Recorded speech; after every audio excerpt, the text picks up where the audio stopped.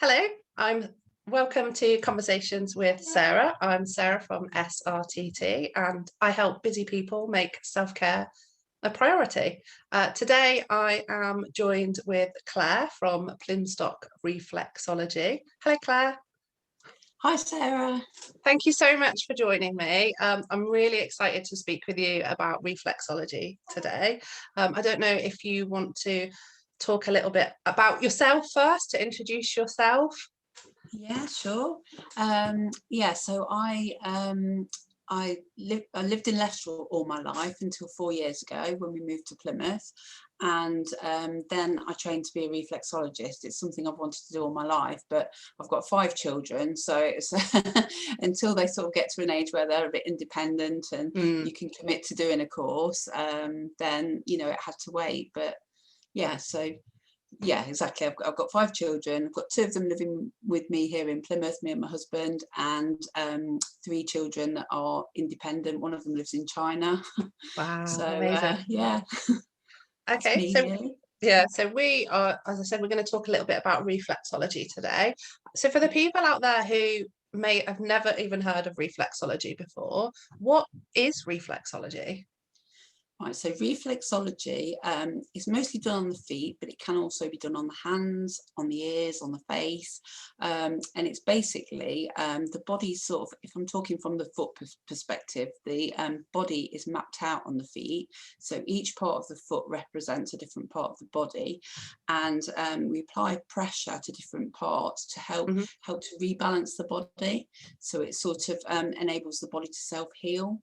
And it's a very relaxing therapy. It takes a lot of stress away from the body. Everybody suffers with stress, more so in these days. Absolutely. And it is, it's just amazing. Everybody comes away feeling very relaxed, and it helps with so many different things, really. I mean, it's difficult to actually, we're not allowed to sort of say, as reflexologists, we're not allowed to say, right, it can do this, it can do that. But you see how it helps your clients, and you can only say it may help your sleep, it may help your pain. And clients come back and say to you all the time, oh, it's brilliant for this and that. So that's how we can sort of promote it, really. And I've been a client of yours, so I'm lucky that I've experienced your reflexology. And I'm a person who doesn't like having their feet touched. So it is, I know that for clients it can be, oh, but I don't like having my feet touched. But it's not, like, I still found it a really relaxing treatment. And I am a person who doesn't necessarily relax naturally when I'm first in an environment. I'm quite a talker. I like having a chit chat about things. And we talked all the way through our session, but I still came away once I sort of checked in with myself, feeling really, really kind of relaxed. And on the drive home, I was really, really spacey and really kind of like away with the fairies. So it is, even for people like myself who don't necessarily like having their feet touched, I found it to be a really relaxing treatment. And like you said, you can work on the hands as well. So if you really, really are adverse to having your feet touched, there is. So do you do reflexology on hands yourself? Yes, you don't really find people come to you for that, but it's a good one for self-help. So you can say to people, sort of, press certain areas to go away and do themselves. So that's quite useful for that. Or if you're doing a taster session, you might do it on the hands, where it's not practical to do it on the feet. But like you say, it's that zoned out feeling afterwards where you just feel like nothing matters. And that's just what people crave. that calm space, isn't it? Yes, exactly. So what made you become a reflexologist? What drew you to it? So I first had reflexology probably about 20 years ago. I'd just come out of a really horrible marriage breakup, and I got young children, and I came down with a chest infection, and it wouldn't go away. I went to doctors for antibiotics a couple of times. I had a chest x-ray. There was nothing physical there. And a friend of mine said, why don't you go and see a reflexologist? So I went along to see. It was a friend of hers, had the treatment, and very quickly after that my cough went, I felt so much better. And it's only really in recent years, obviously since doing my training, that I've become aware that like the lungs do represent the emotions. So I think everything that I was going through back then was as a result of my marriage breakup and all the upset, and that probably had, you know, it has a bigger impact. All our emotions have such a big impact on us physically and mentally. Everything's really connected. So I found that amazing, and it's something that I've always been quite fascinated with doing. And like I said, I had to get to a point in my life where I could do the training, because it's a year's worth of training, and you do 100 hours of case studies, you do anatomy and physiology. There's an awful lot to it. But I really loved the course, and I've really loved it doing it since. And it's amazing just to see how you can help people. It really it's really enlightening.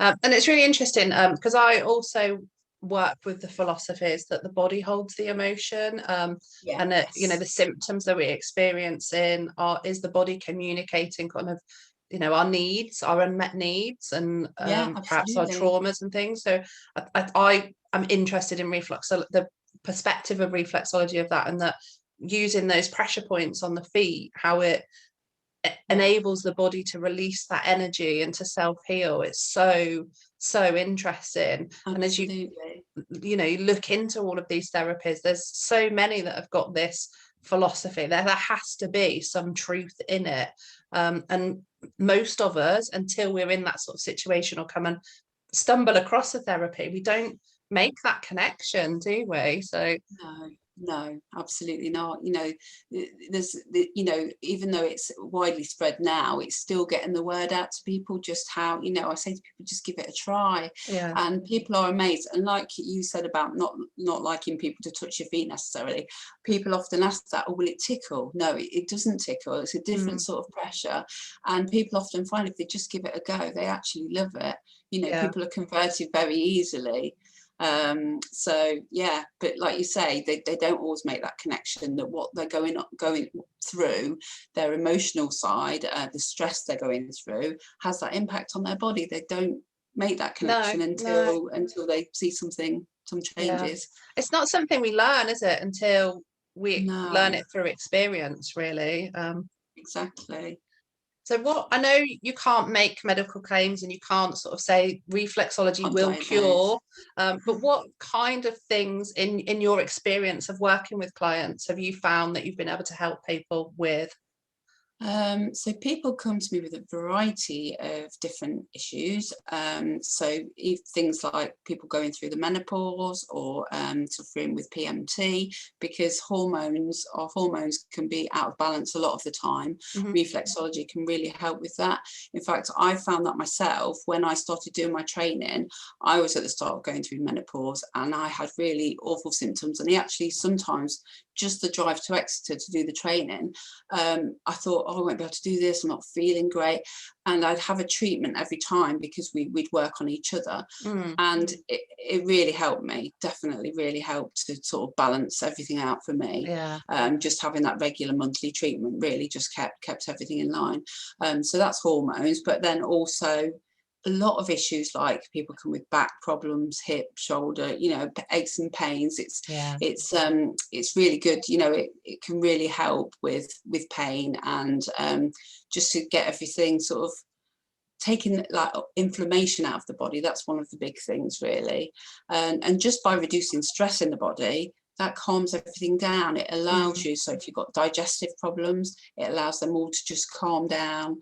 You know, people that have chronic flare-ups with the digestion, and just taking that stress away really helps. So as well as things like anxiety, a lot of people suffering with that at the moment, particularly since COVID.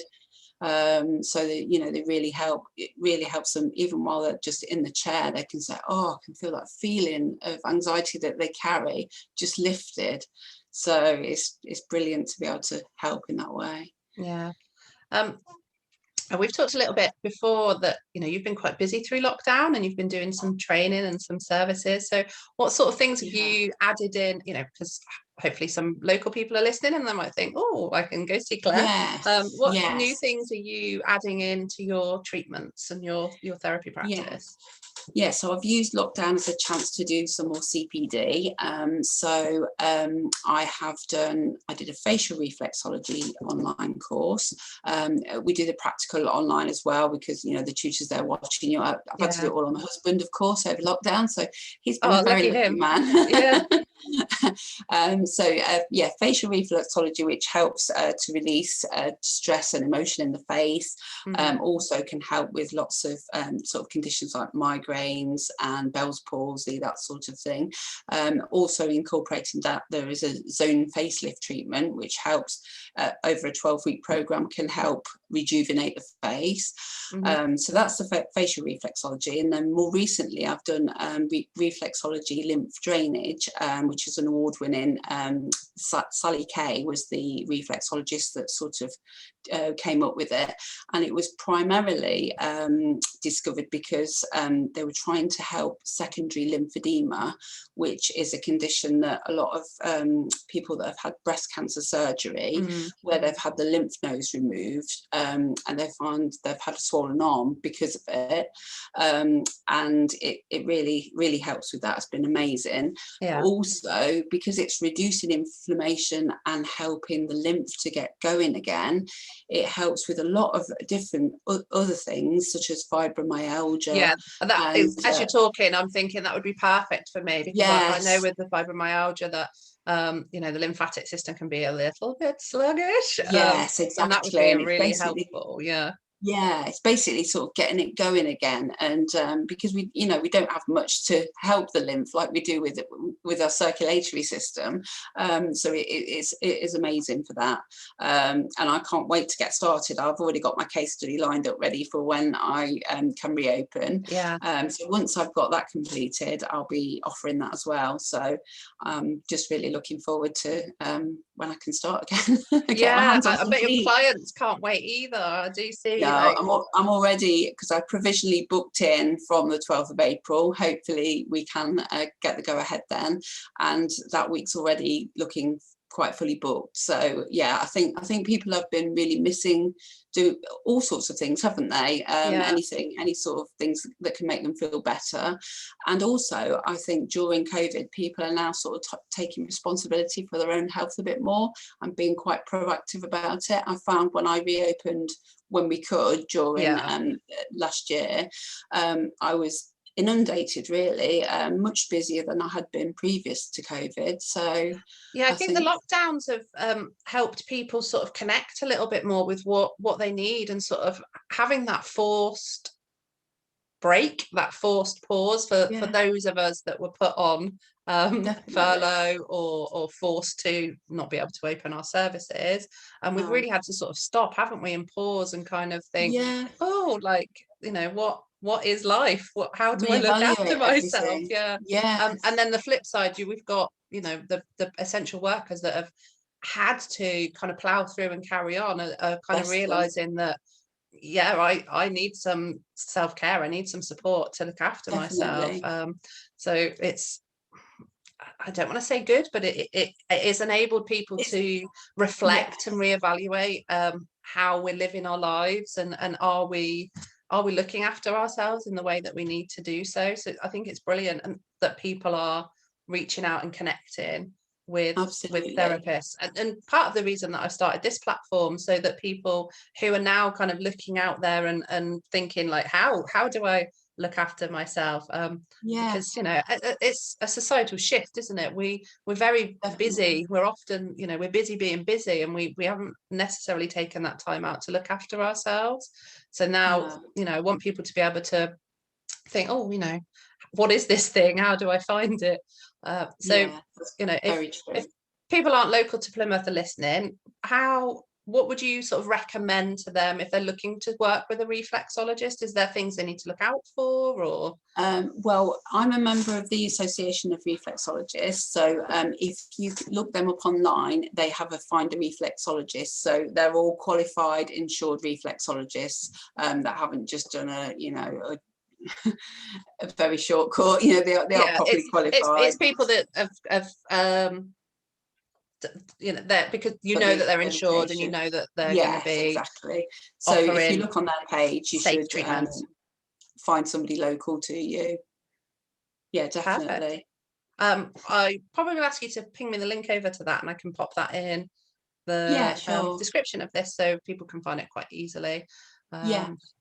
So I guess the main things is making sure that the person that you're working with is qualified and insured. Yes. So Yes. and for now as well, it's that making sure that it's COVID safe, isn't it? That's kind of the big thing as Exactly. well. Yes. I mean, anybody that's sort of a member of the AOR, I mean, they've been absolutely brilliant throughout COVID, giving us updated guidelines all the time to what we've had to do. Yeah. So obviously mask wearing, hand sanitizing, the cleaning rituals, everything changed. We had to step it up, but they've been great. So we're just waiting to hear really what the next step is, if we've got any more changes to come. Yeah, and we'll find out what we're allowed to do for the close contact work, and if we're actually going to reopen.